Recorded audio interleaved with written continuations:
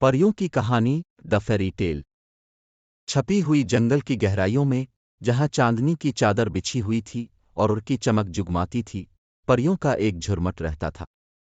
उनके रंग बरंगे पैर ऐसे जगमगाते थे कि उनका तसव्वुर भी मुश्किल है।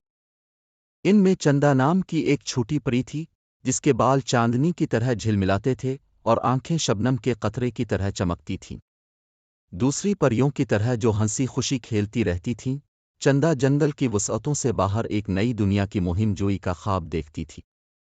एक शाम जब आसमान सितारों से भरा हुआ था, चंदा ने अपनी नानी, जो बहुत ही दानिशमंद थी, से पूछा, नानी, जंगल के बाहर क्या अजायबात है?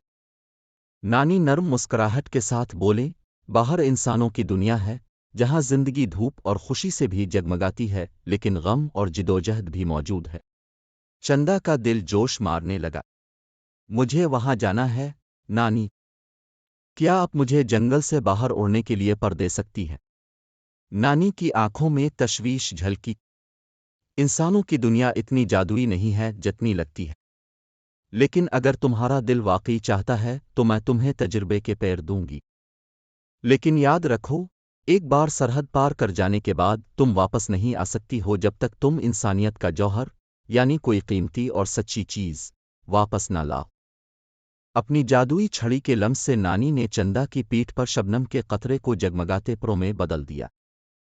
हैरत से भरे, चंदा जंगल की चोटी से ऊपर उड़ गई, जहां नीचे की दुनिया ख्वाब की तरह फैली हुई थी।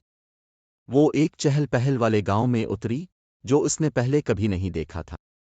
वो बच्चों को खेलते, खानदानों को खाना बांटते और लोगों को मेहनत करते देख सकती थी।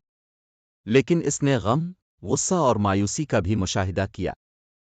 एक लड़की के पालतू कुत्ते के गुम होने पर उसके आंसू देखकर चंदा ने इसे एक चांदनी की किरण दी और फिस पैसा, ये रोशनी तुम्हारा गम दूर करे। लड़की की मुस्कुराहट इंसानियत की मेहरबानी का इसका पहला तजर्बा था। उसने एक बूढ़े शख्स को भारी बोझ लेकर जाने को देखा और अपने जादू से इसे हल्का कर दिया। इसके शुक्रिया के अल्फाज ने इसका दिल गर्म कर दिया। ताहम, उसने लालच और जुल्म के अमाल भी देखे जो उसे गम से भर देते थे।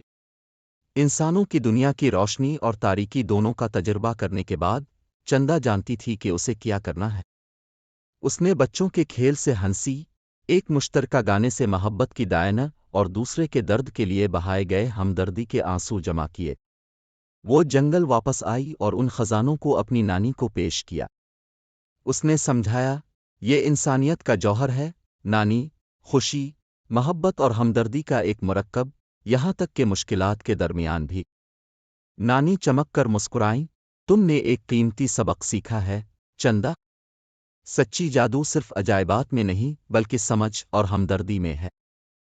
इस दिन से चंदा जंगल में ही रही, अपने तजुर्बात का इश्तिराक किया और दूसरी परियों को इंसानी दुनिया की खूबसूरती और पेचीदगियों को समझने की तरगीब दी।